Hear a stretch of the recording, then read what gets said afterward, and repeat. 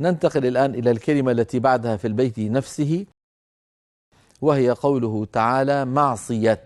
جاءت كلمة معصية في سورة، قال معصية بقد سمع يخص. قد سمع إشارة إلى سورة المجادلة، يقال المجادلة أو المجادلة.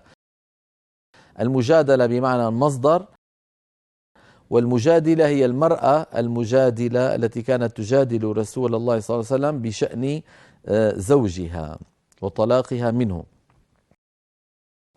معصية بقد سمع يخص. إذا نرى على اللوحة جاءت معصية في سورة المجادلة في موضعين. الموضع الأول في الآية 8: ويتناجون بالإثم والعدوان ومعصية الرسول. والموضع الثاني في الآية 9: فلا تتناجوا بالإثم والعدوان ومعصية الرسول.